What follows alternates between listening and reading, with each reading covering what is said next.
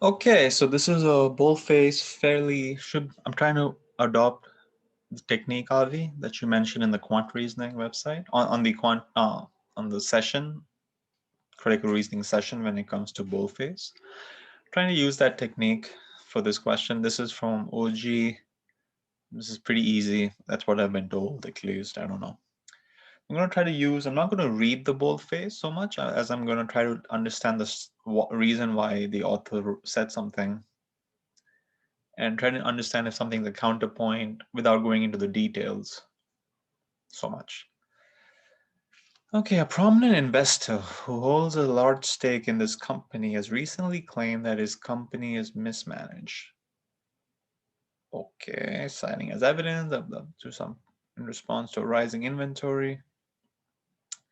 Okay, so why the heck does this matter to me? Probably a fact, background info. It is doubtful whether an investor's sniping and management can ever be anything but counterproductive. It is doubtful. Just gonna go very slowly here. It is doubtful, but that's someone's opinion. That must be the author's opinion. And I think there's a double negative, or maybe it is doubt. That's a negative. It is doubtful. It is whether an investor's sniping and management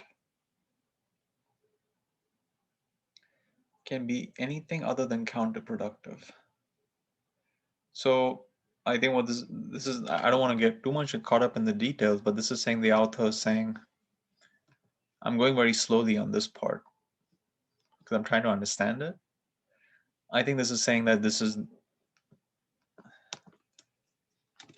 sniping, never good. However, in this case, it is not justified.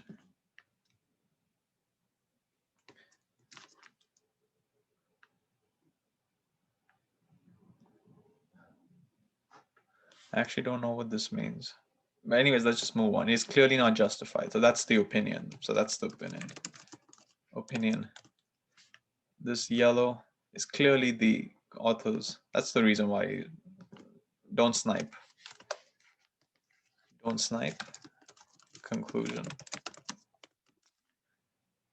It is true that, okay, so he's giving some info, must be a fact or something.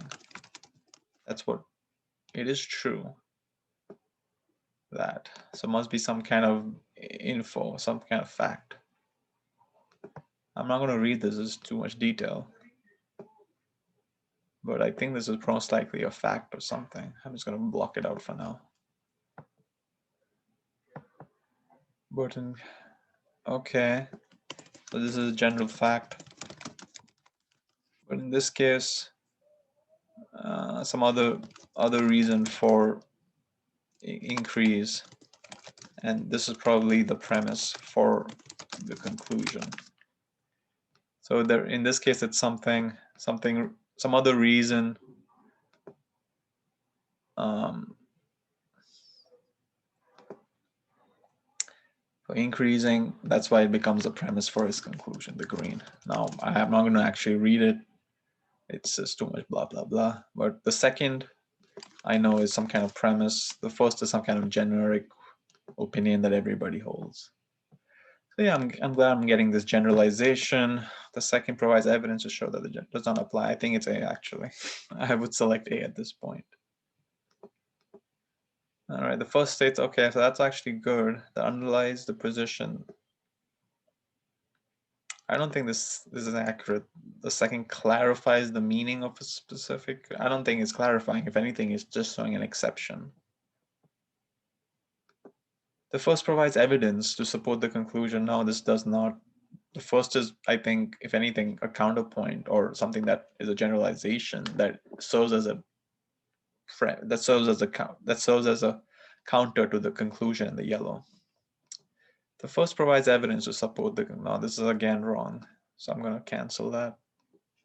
The first and the second each provide evidence. No, it doesn't because of the word but over here. So E is also wrong. So I think I would select A. I think my main issue was trying to understand what the blue said. And I think from what you helped a lot, Avi, is that this spending time on this blue is frankly irrelevant because I'm trying to, initially I was, as you know, I was trying to maybe synthesize what this was saying, the blue, sorry, the blue. But I don't think it's necessary because everything really depends on the yellow conclusion. So I think at this point I would select A. Let's hope for the best. It's A. Yes, it's A. Thank you.